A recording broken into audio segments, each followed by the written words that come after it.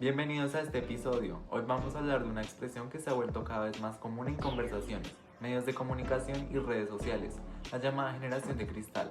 Para algunos describe una juventud más sensible, menos tolerante a la frustración y con dificultades para aceptar opiniones contrarias.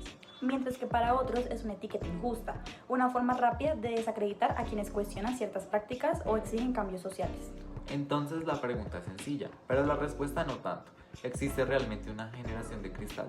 O estamos frente a un prejuicio que se utiliza para evitar conversaciones incómodas.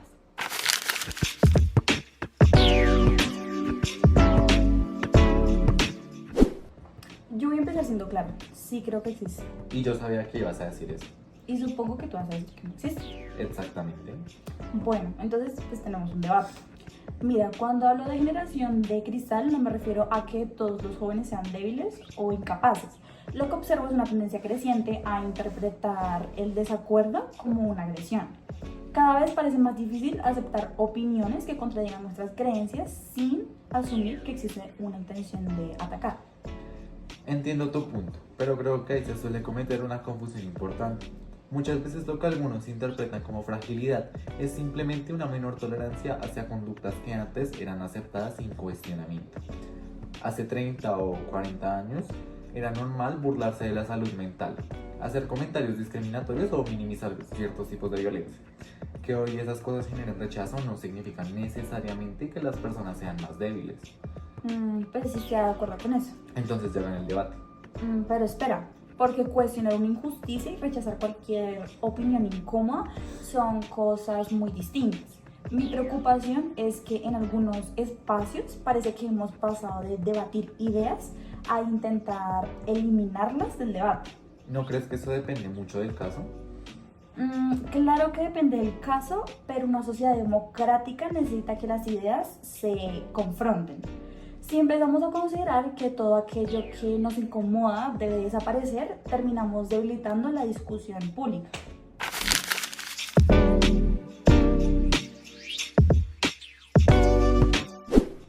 Pero déjame darle la vuelta al argumento.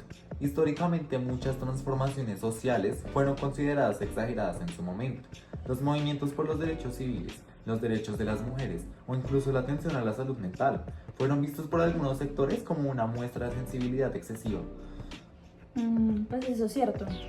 Por eso me parece peligroso asumir que una persona es frágil simplemente porque señala algo que considera injusto. Y a mí me parece peligroso asumir que toda crítica social es automáticamente válida porque proviene de una causa noble.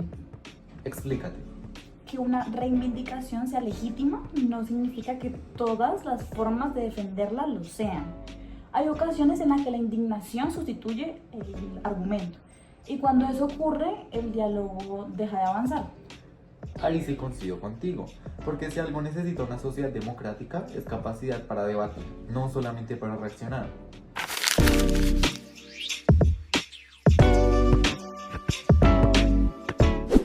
Hay otro tema que aparece constantemente en esta discusión y es la fortaleza emocional. Los niveles de ansiedad y estrés entre adolescentes y jóvenes han aumentado considerablemente en las últimas décadas. Algunos especialistas incluso relacionan esto con modelos de crianza cada vez más protectores. Aunque esos mismos datos también pueden interpretarse de otra forma. ¿Cómo así? Que ahora hablemos más de salud mental. Durante generaciones muchas personas sufrieron ansiedad, depresión o incluso el agotamiento emocional, sin buscar ayuda porque hacerlo era considerado como una vergüenza. Pues es verdad. Por eso no estoy convencido de que estemos frente a una generación más débil. Tal vez estamos frente a una generación más dispuesta a reconocer sus problemas.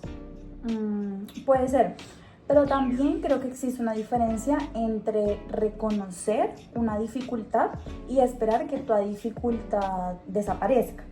La frustración, el fracaso y el rechazo son experiencias inevitables. Aprender a enfrentarla también forma parte del crecimiento. Sin duda. Aunque tampoco podemos romantizar el sufrimiento, porque durante mucho tiempo se justificaron situaciones dañinas diciendo que fortalecerían el carácter, y no siempre será así.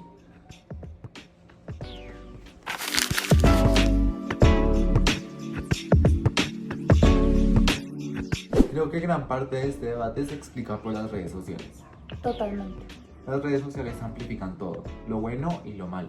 Por un lado permiten que personas que antes no tenían voz puedan denunciar injusticias, compartir experiencias y generar conversaciones globales. Y por el otro, convierten cualquier conflicto en un espectáculo público. Exactamente. Ahí es donde aparece algo que me preocupa y es la cultura de la cancelación. Hay ocasiones en las que una opinión desafortunada o incluso una frase sacada de contexto provoca una reacción desproporcionada. A veces parece que el objetivo no es corregir a alguien, sino destruirlo públicamente. Y sin embargo, también hay que reconocer que muchas figuras públicas evitaron cualquier tipo de responsabilidad durante años. Las redes sociales han hecho posible exigir explicaciones donde antes no existían consecuencias, Entonces el problema no es la crítica, sino cuando la crítica se convierte en una forma de persecución. o cuando el castigo reemplaza al diálogo.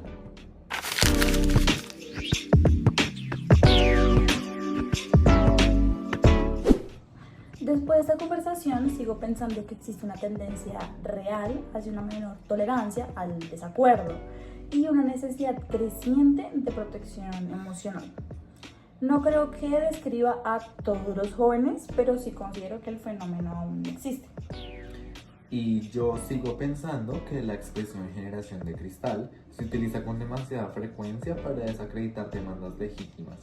Muchas veces lo que algunos llaman fragilidad es en realidad conciencia social y disposición para cuestionar lo establecido. Tal vez el error está en creer que solo una postura puede tener razón. Porque es posible que existan jóvenes poco tolerantes a la frustración. Y también adultos poco tolerantes a la crítica, Quizás la pregunta no sea si existe o no una generación de cristal. sino cómo construir una sociedad capaz de debatir sin descalificar. Y de escuchar sin sentirse atacada por cualquier desacuerdo. Gracias por acompañarnos. Hasta la próxima.